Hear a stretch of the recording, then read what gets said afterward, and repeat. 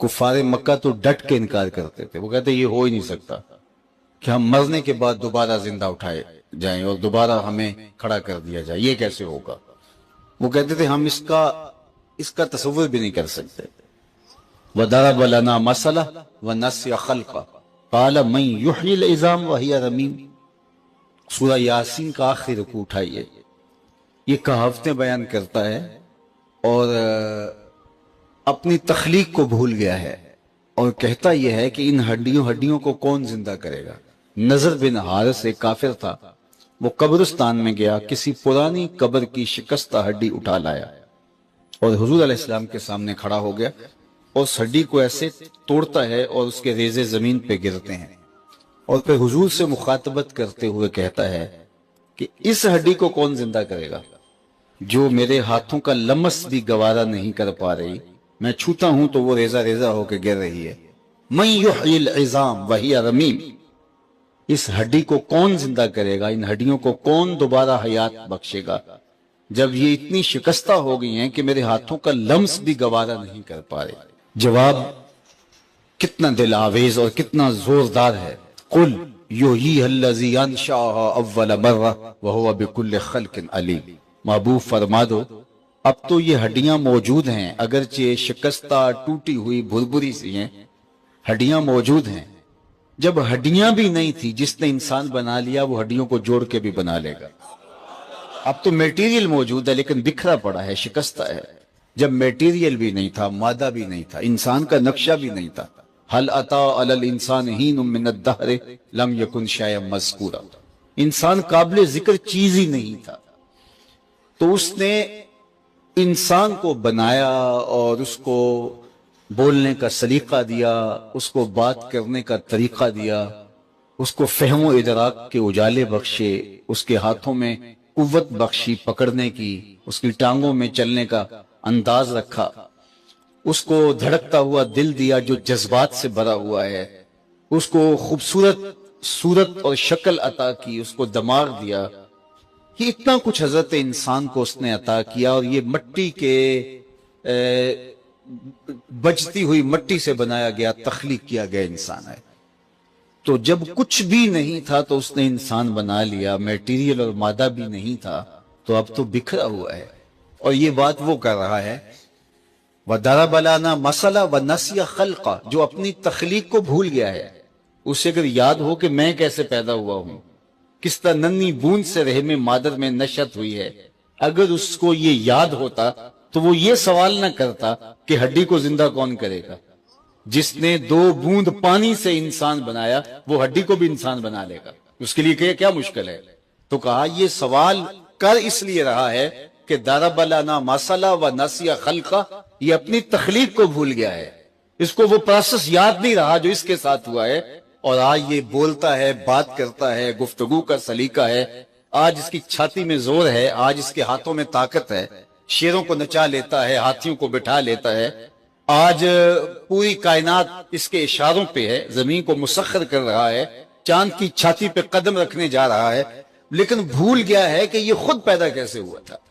تو اگر اسے یاد ہوتا تو یہ سوال ہی نہیں بنتا تھا کہ کیسے دوبارہ ہڈی کو جوڑا جائے گا۔ تو معاد کا، آخرت کا یہ لوگ ڈٹ کے انکار کرتے تھے، چونکہ معاد انہوں نے دیکھا نہیں ہے، لیکن موت کا انکار وہ بھی نہیں کرتے تھے، اس لیے کہ موت اپنی آنکھوں کے سامنے ہر کوئی دیکھتا ہے۔ جو لوگ خدا کے وجود کا انکار کرتے ہیں، موت کا انکار وہ بھی نہیں کر پاتے۔ کیوں نہیں کر پاتے؟ اس لیے کہ وہ اپنی آنکھوں کے سامنے اپنے عزیزوں کو بچھڑتا ہوا دیکھتے۔ تو امام غزالی علیہ الرحمہ نے یہاں پھر بڑی خوبصورت بات کی، کہا موت پھر اللہ کی نعمت قرار پائی کہ اس سے تمہاری زندگی بیلنس رہتی ہے، زندگی متوازن رہتی ہے، آخرت کا تمہیں تیقن پیدا ہوتا ہے، اور تمہیں یہ احساس زندگی کے ساتھ کہیں نہ کہیں جڑا ہوتا ہے کہ تم نے مرنا ہے۔ اور اگر یہ تصور بھی نہ ہوتا کہ ابھی پتہ نہیں مرنا یا نہیں مرنا، کوئی مرتا تو دیکھا نہیں ہے، تو لوگ تو فرعون، نمرود اور حامان بنتے، ہر گھر میں نمرود اور فرعون ہوتا کہ جب موت ہی نہیں ہے۔ تو آج پتہ ہے کہ پتہ نہیں کب سانسوں کی مالا ٹوٹ جائے، کب یہ موتی بکھر جائے، لیکن اس کے باوجود لوگ فرعون بنے ہوئے ہیں، نمرود بنے ہوئے ہیں۔ لوگوں کے رویے لوگوں کے ساتھ کتنے تلخ اور سخت اور متکبرانہ ہیں۔ اور جب یہ ہوتا کہ پتہ نہیں مرنا ہے کہ نہیں مرنا، اور اس کا یقین نہ ہوتا، تو پھر بتاؤ کہ اس معاشرے کو کس طرح سے کنٹرول کیا جاتا. تو موت ایک ذریعہ ہے, ایک تنبیہ ہے. اور پھر جب ہم اپنے عزیزوں کو بچھڑتے ہوئے دیکھتے ہیں اپنی آنکھوں کے سامنے, تو ایک لمحے کے لیے ہم اپنے آپ کو اس تصور میں لے جاتے ہیں کہ ہم بھی یوں مٹی کا رزق بننے والے ہیں, ہم بھی یوں ہی اس خاک کی چادر اوڑھ کے سونے والے ہیں. حضرت یعقوب علیہ السلام اللہ کے جلیل القدر پیغمبر ہے, انہوں نے اسرائیل سے وعدہ لیا تھا کہ میری روح قبض کرنے کے لیے اچانک نہیں آنا, پہلے قاصد بھیج دینا تاکہ میں موت کی تیاری کر لوں. پیغمبر تو تیار ہی ہوتے ہیں, لیکن پھر بھی جو ہے وہ تعلیم امت کے لیے بہت ساری چیزیں ہوتی. تو کہا کہ اسرائیل میری روح قبض کرنے کے لیے اچانک نہیں آنا, پہلے قاصد بھیج دینا. کہا جی میرا وعدہ رہا. ایک مدت گزرنے کے بعد جبریل حاضر خدمت ہوئے, پوچھا کدھر آئے ہو؟ کہا قبض روح کے لیے آیا ہوں. کہا تم نے تو وعدہ کیا تھا کہ اچانک نہیں آؤں گا, پہلے قاصد بھیجوں گا, اور تم اچانک آ گئے. کہا حضرت میں نے تو قاصد بھیجے تھے. کہا میرے پاس تو ایک بھی نہیں آیا. فرمایا کہ میرے پاس تو ایک بھی نہیں تمہارا قاصد پہنچا. تو حضرت اسرائیل بولے حضرت آپ کے سامنے کتنے لوگوں کی موت واقع ہوئی, یہ میرا قاصد نہیں تھا تو اور کیا تھا. آپ کی داڑھی میں سفید بال آ گئے, یہ میرا قاصد نہیں تھا تو اور کیا تھا. جب کمر میں خم آنے لگے, جب یاداشت کھونے لگے, جب اعضاء مدمحل ہونے لگے, جب چلتے ہوئے ٹھوکریں لگنے لگے, جب بات کرتے ہوئے لکنت پیدا ہونے لگے, تو سمجھ لو یہ پیغام موت آ گئے. یہ اٹھتے ہوئے جنازے موت کا میسج ہے ہمارے نام. یہ ڈوبتا ہوا سورج ہمیں روز پیغام دیتا ہے کہ چڑھتی جوانی کے بعد بڑھاپے, اور بڑھاپے کے بعد غروب ہے. زندگی تیزی کے ساتھ کٹ رہی ہے, اور لمحہ لمحہ میں اور آپ موت کے قریب جا رہے ہیں. حضرت عمر دربار میں بیٹھے تھے تو ایک شخص آیا اور اس نے کھڑے ہو کے کہا یا عمر لا تنسا موتک, عمر اپنی موت کو نہیں بھولنا. اللہ اکبر. 22.5 لاکھ مربع میل کی حکمرانی ہے, اور وہ آ کے کہتا عمر موت کو نہیں بھولنا. ایسے تھر تھر کانپتے جس طرح بید کی شاخ کانپتی. اور اس کو بلایا, پیار دیا, اور کہا کہ روز آ جایا کر اور مجھے تذکیر کر جایا کر. مہینے کے بعد تیری وقت کی کچھ قیمت بھی مشاہرے کی شکل میں دے دیا کروں گا. وہ روز آتا ہے اور دربار میں کھڑے ہو کے کہتا عمر موت کو نہیں بھولنا. مہینے کے بعد اسے تنخواہ بھی دیتے ہیں. ایک دن آیا, فرمایا آج کے بعد نہیں آنا. کوئی اور آنے لگا ہے؟ فرمایا نہیں. مجھ سے کوئی بے ادبی ہوگی ہے؟ فرمایا نہیں. تذکیر موت کی ضرورت نہیں رہی؟ فرمایا نہیں. تو پھر کیوں چھٹی کروائی جا رہی ہے؟ تو حضرت عمر روئے, داڑھی پہ ہاتھ رکھا, ایک بال الگ کیا, کہا یہ دیکھ میری داڑھی میں سفید بال آ گیا, اب تیرے آنے کی ضرورت نہیں, یہ مجھے چین سے نہیں بیٹھنے دے گا. ہمارے تو پورے بال بھی سفید ہو جائے. میاں صاحب نے کہا تھا ہڈیاں کمبن گوڈے کھڑکن تے اڑ گیا لک تیرا, اجے بھی بدیوں باس نہ آئوں جیو مرد دلیرا. فما اصبرہم علی النار. اللہ قرآن میں فرماتا لوگوں کا آگ پر کتنا حوصلہ ہے. قبر میں ٹانگیں ہوتی ہیں, بدکاری سے باز نہیں آتے, ہیرا پھیری سے باز نہیں آتے, مکر فریب اور نگاہ کے زنا سے باز نہیں آتے. جبکہ ایک بال سفید آ گیا, کہا میاں اب تیرے آنے کی ضرورت نہیں ہے, اب یہ بال ہی مجھے چین سے نہیں بیٹھنے دے گا. یہ موت کا میسج میرے نام آ گیا, یہ پیغام آ گیا موت کا. تو زندگی بہت مختصر ہے. یہ اٹھتے ہوئے جنازے ہمیں بتاتے ہیں کہ ہم بھی مٹی کا رزق بننے والے ہیں, ہم بھی کوچ کرنے والے ہیں. خیر کن فلاں و غنیمت شمار عمر زاں بیشتر کے بانگ برائت کے فلاں نمات. سعدی کہتے ہیں کہ زندگی کو غنیمت سمجھ اور ایک ایک سانس کی قیمت وصول کر.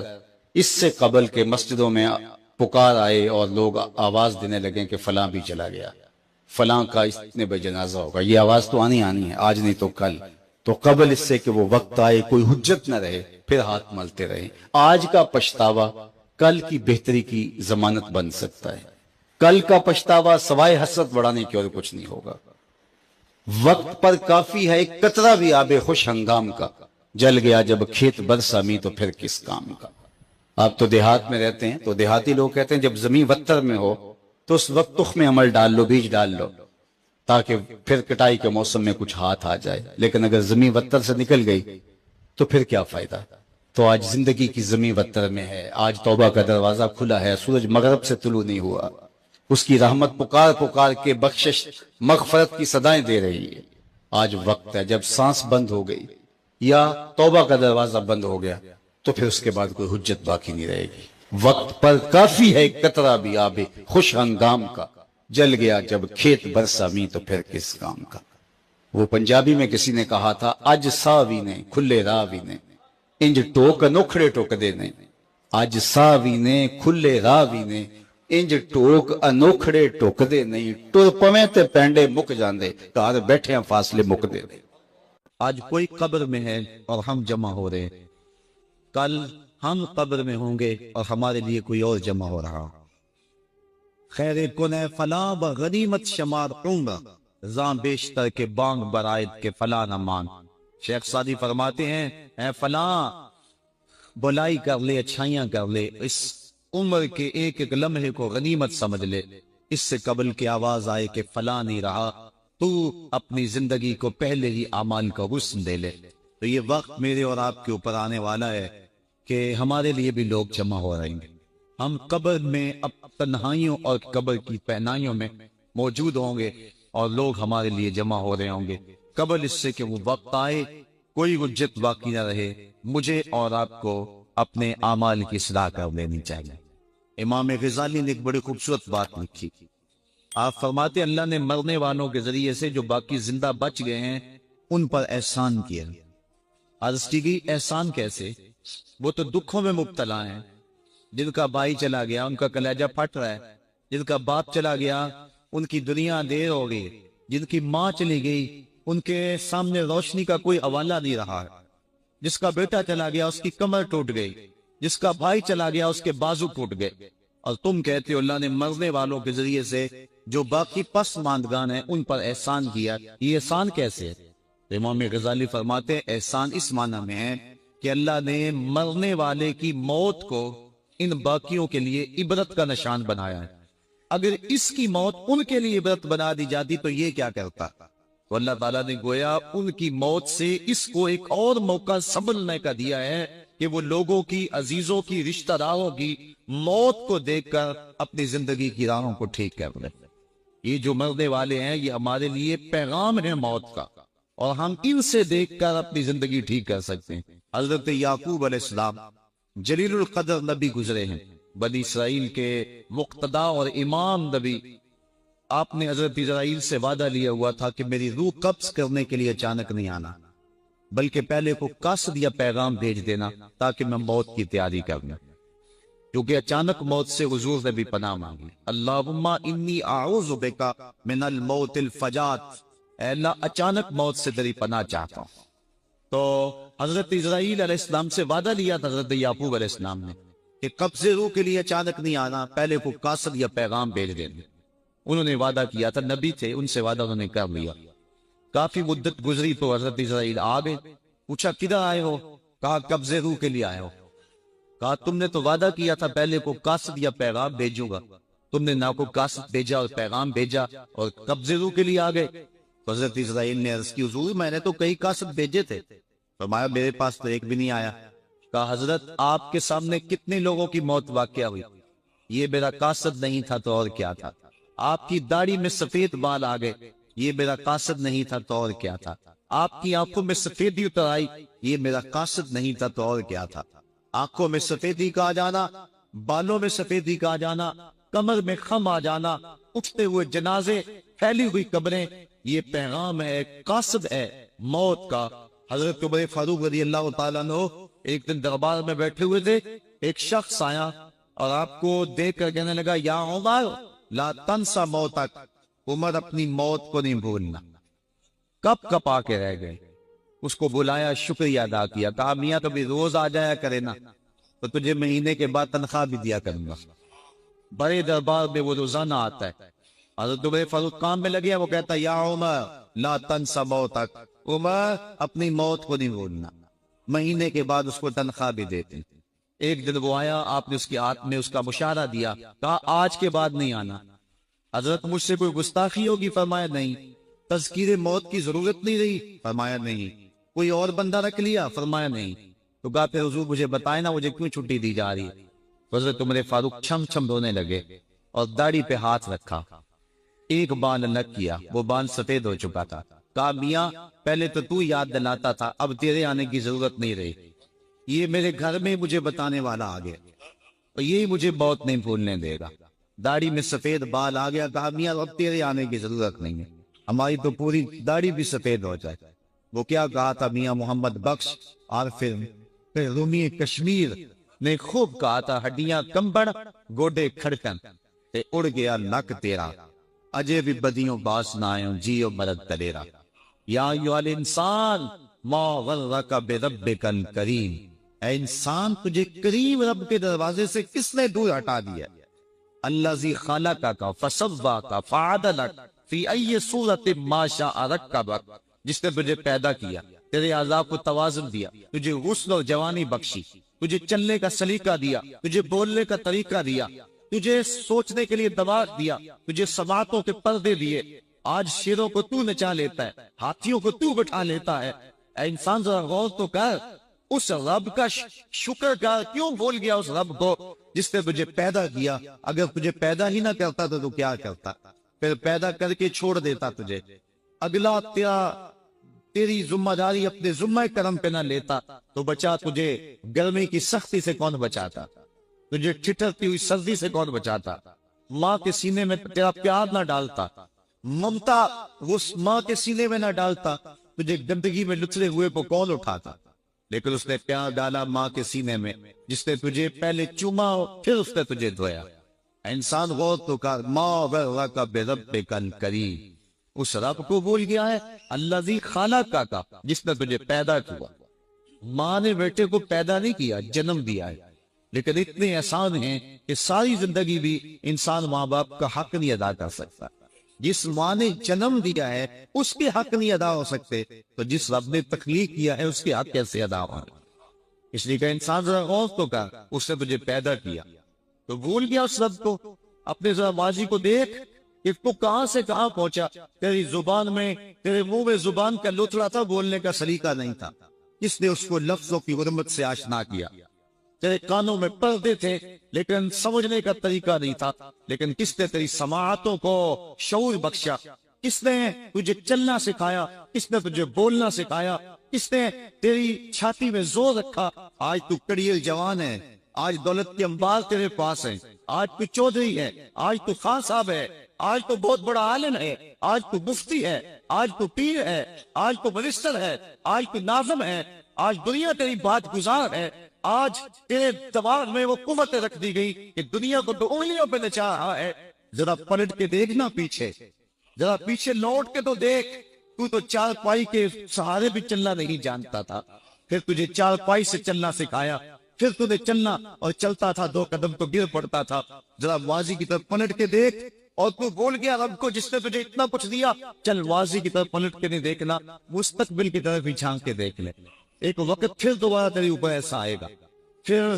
تیری بولتی بند ہو جائے گی پھر تیرا چلنا بند ہو جائے گا چار پائی سے لگ گیا بورے میں تکلیف ہو گئی تو فانی زدہ ہو گیا سارے گھر والے 4 دن تو بڑی خدمت میں لگے رہے لیکن انہیں اپنے کام بھی تو کرنے تھے پھر آہستہ آہستہ تجھے اگنور کرنا شروع کر دیا تو بھی اس بات کو سمجھنے لگا پھر وہ وقت بھی آیا کہ تیری چار پائی کو اندر سے اٹھا کے برآمدے میں رکھ دیا کہ بابا کھانستا ہے بچے جس طرح ہوتے ہیں جراثیم پھیلتے ہیں اب نوکر تجھے روٹی دینے لگا شام کو بیٹا آتا ہے 2 لمحے کھڑا ہوتا ہے پھر اپنے بیڈ روم میں چلا جاتا ہے تو اس کی صرف کو ترستا رہتا ہے آج تیری زندگی اجیرن بن گئی پھر تیرے اوپر ایسے عملے بیماریوں کے ہوئے ایسی تکلیفیں ہوئی بولو بلاز بھی اوپر لوگ ناک پہ کپڑا رکھ کے تجھے اٹھاتے ہیں اس وقت تو اپنی زندگی سے تنگ آ گیا تو کہتا ہے ڈاکٹر کو لگا زہر کا ٹیکہ مجھے موت آ جائے بتا ہم تجھے موت بھی نہ دیتے تو کیا کرتا ہم نے تجھے زندگی دی تھی یہ ہمارا احسان اور اب تمہیں موت اگر دیں گے تو یہ بھی ہمارا احسان ہے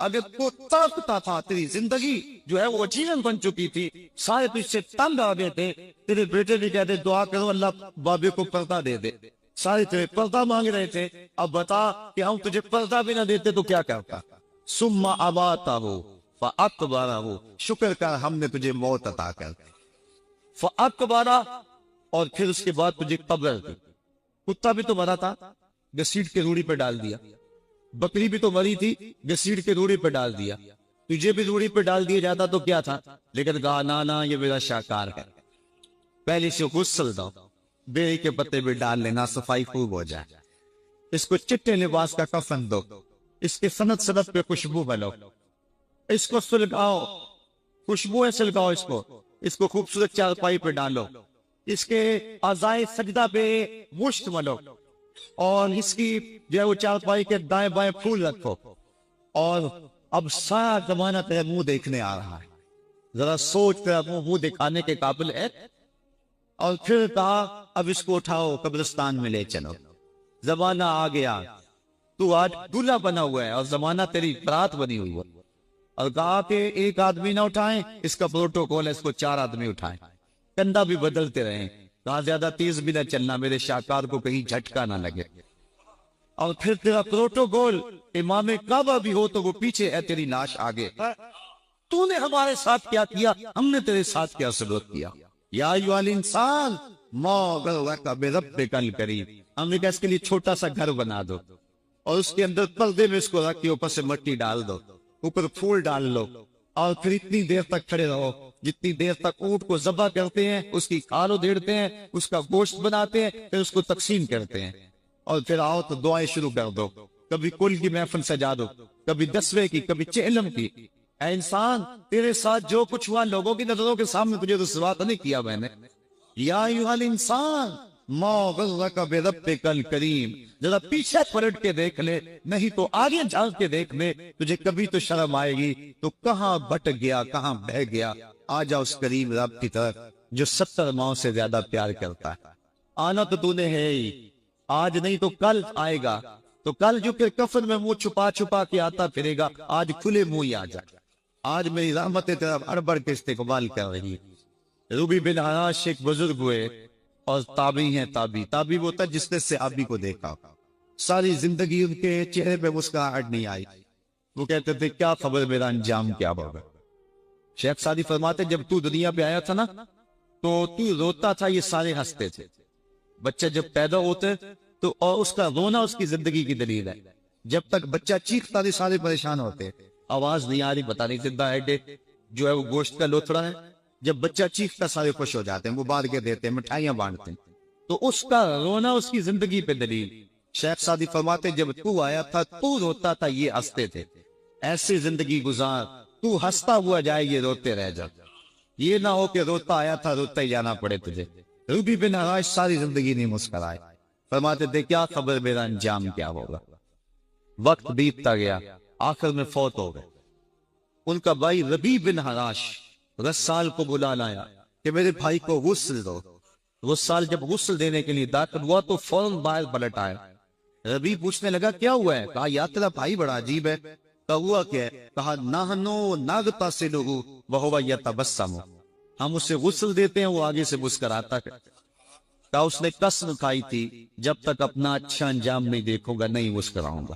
اس کو امام ابو نعیم نے حلیہ میں لکھا، روز الامس کے اندر امام سہیلی نے لکھا، قاضی ایاز والک اندلسی نے شفا میں لکھا، اور اسی کو امام جلال الدین سیوطی علیہ رحمہ نے جو ہے وہ الخصائص الکبریٰ میں لکھا۔ کہا یا تیرا بھائی بڑا عجیب ہے، ہم اسے غسل دیتے ہیں وہ آگے سے مسکراتا ہے۔ تو اس نے قسم کھائی تھی جب تک اچھا انجام نہیں دیکھوں گا نہیں مسکراؤں گا۔ آج اس نے اپنا اچھا انجام دیکھ لیا تبھی تو مسکرا رہا ہے۔ 12 لوگوں کے 2 گروہ بن گئے۔ ایک کہنے لگے کہ یار یہ ویسے گڑی ہوئی بات ہے، بھلا کو بندہ مرنے کے بعد بھی مسکرا سکتا ہے۔ ایک گروہ کہتے ہیں یار بندہ بڑا اچھا تھا، ہو سکتا ہے کہ مرنے کے بعد مسکرایا ہو، زندگی تو اس نے دکھ سے گزاری لیکن بعد میں تو سکھ ملا ہوگا۔ اتنے میں انہیں غسل دے دیا گیا، لوگ اکٹھے ہو کے ان کے گھر آ گئے، انہیں کفن دے کے پٹڑے پہ ڈال دیا گیا۔ ربیع بن حراش نے جب لوگ باتیں کر رہے تھے، کوئی کہہ رہا تھا صحیح ہے، کوئی کہتا ہے غلط تھا، تو اس نے کفن سے ہاتھ باہر نکالا اور لوگوں کو کہا السلام علیکم۔ لوگوں نے کہا وعلیکم السلام، اتتکلم بعد الموت، عجیب بات ہے مرنے کے بعد باتیں کر رہے ہو۔ قال نعم اتکلم بعد الموت، کہا ہاں ہاں میں مرنے کے بعد ہی باتیں کر رہا۔ عرش فرش تے باہ تے مکے پہ گیا شور، بلے شاہ سا مرنا نہیں تے گور پیا کوئی غور۔ فالا نحیینہ حیاتا طیبہ، ان کو حیات طیبہ بخش دی جاتی ہے جو اللہ کے نام پہ اپنی زندگی گزار دیتے ہیں۔ میرا رب کہتا ہے کہ میں ان کو مرنے نہیں دیتا، ان کو ستھری اور پاکیزہ زندگی دیتا ہوں۔ اور اقبال کہتا ہے فطرت ہستی شہید آرزو رہتی نہ ہو، خوب تر پیکر کی اس کو جستجو رہتی نہ ہو، موت کو سمجھا ہے غافل اختتام زندگی، یہ ہے شام زندگی صبح دوام زندگی۔ تو کہا ہاں مرنے کے بعد باتیں کہو۔ لوگوں نے کہا بتا پھر تیرے رب نے تیرے ساتھ سلوک کیا کیا؟ تو ربی جو فوت ہو چکا ہے کہتا ہے استقبلنی ربی غیر غضبان واستقبلنی بروح وریان، کیا پوچھتے ہو، اس کے قدرت والے چہرے پہ کوئی غصہ نہیں، اس نے روح و ریحان کے پھولوں کے ہار میرے گلے میں ڈالے۔